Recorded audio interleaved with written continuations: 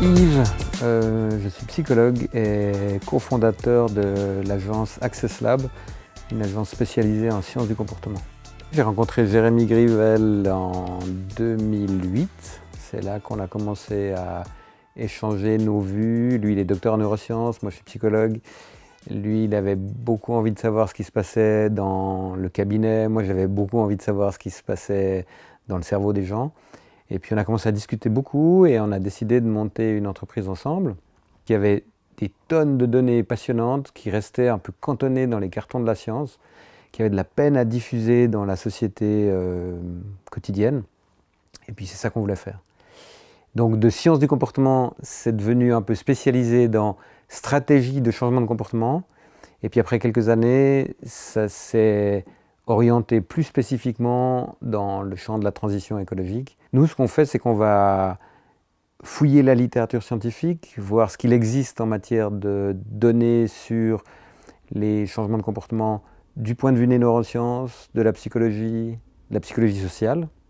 Et puis après, on regarde comment on peut appliquer ces données, une ou plusieurs de ces données, dans les situations de nos clients. Nos clients, ce sont soit des entreprises, soit des communes, soit des cantons. Et la problématique, c'est toujours comment implémenter un changement de comportement dans la vie de leurs clients, des fois de leurs collaborateurs aussi. Et puis, en fait, les données scientifiques, elles sont très claires. Plus les gens sentent que quelqu'un essaie de les convaincre, plus ils résistent. C'est pas que plus ils adoptent ces changements de comportement, c'est plus ils résistent. Alors que l'être humain, il est fait pour changer. Notre cerveau, il est fait pour changer. On est très très bon pour s'adapter. Si on arrive dans une nouvelle situation, on sera extrêmement bon pour l'observer et pour s'adapter de manière adéquate à l'environnement dans lequel on est. L'essentiel des changements de comportement vient de facteurs qui sont non conscients. On a l'impression qu'on choisit nos comportements en tenant compte de notre réflexion, mais c'est faux, on se gruge. En fait, l'essentiel de nos comportements, ils sont guidés par des facteurs qui sont environnementaux ou intérieurs mais non conscients. Donc voilà ce qu'on fait avec nos clients, c'est d'essayer d'amener des éléments qui sont contextuels ou des éléments qui vont tenir compte du fonctionnement non rationnel, non conscient de l'individu pour fabriquer des environnements qui soient le plus propices à l'émergence de ces nouveaux comportements. Enfant, j'ai baigné dans un monde qui était plutôt écolo, donc ça c'est le premier élément. L'intérêt pour le milieu naturel, que nos parents nous ont toujours amené et fait découvrir. Et puis après, dans ma formation en psychologie, le domaine qui m'a le plus intéressé c'était l'approche systémique. C'est de ne pas considérer l'individu comme un individu unique pour lequel il est intéressant d'aller fouiller son mécanisme cérébral. C'est plutôt de se dire l'individu fait partie d'un environnement. Donc l'approche systémique, elle est déjà très écologique, même si, en fait, elle est orientée sur la thérapie. Alors, mon éducation plus ma formation de psychologue, c'était déjà deux terrains qui étaient très propices pour que le champ d'application des prestations d'Access Lab ce soit dans l'écologie.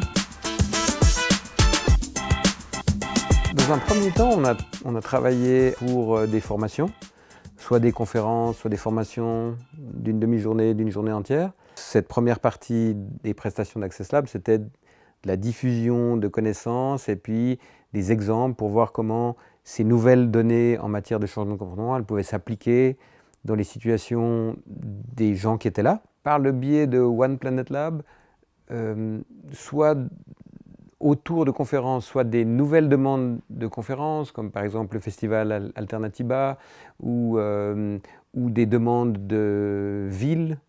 Ben là, c'est l'occasion de rencontrer des gens qui sont venus à la conférence, qui nous disent nous, notre problématique, elle est plutôt liée à la gestion des déchets, ou elle est plutôt liée aux usages de l'espace urbain. Et ça, c'est l'occasion de rencontrer de nouvelles personnes qui nous parlent de changements de comportement qu'ils désireraient voir arriver. Donc oui, c'est vrai que la partie réseau, elle est très utile.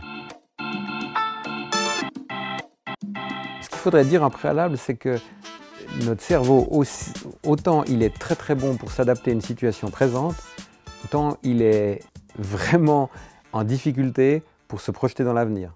Ce qui va se passer dans 30 ans, en fait, j'aurais plutôt tendance à essayer d'inventer une réponse que je pense que tu aimerais entendre. Comment je vois la vie demain? Eh bien, dans un contexte qui a plutôt tendance à devenir plus difficile du point de vue environnemental, du point de vue social, du point de vue politique, du point de vue alimentaire, sanitaire, sachant que ces situations ont tendance à se dégrader, je vois émerger deux éléments qui me semblent très intéressants, qui ont été un développé par Pablo Servigne et l'autre par Rob Hopkins. C'est l'entraide et c'est la résilience. C'est d'arriver à concevoir que des systèmes, ils augmentent leur niveau d'autonomie, alimentaire, énergétique, etc., que ce soit au niveau d'une communauté ou au niveau d'une ville ou d'un pays, et d'intensifier ou de favoriser tout ce qui est collaboration. Donc ces deux éléments-là me semblent deux valeurs qu'il faudrait mettre en avant le plus possible pour fabriquer un monde de demain qui est attractif tout en étant dans un contexte qui est plutôt désespérant.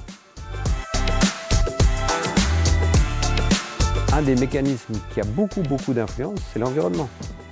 C'est si les gens ou les entreprises ou les décideurs choisissent d'étudier attentivement l'environnement dans lequel les gens travaillent ou dans lequel leurs clients ou leurs collaborateurs sont, ça c'est un des facteurs les plus intéressants pour modifier les comportements. Si on a un impact sur l'environnement, c'est tous les gens qui sont dans cet environnement qui seront concernés.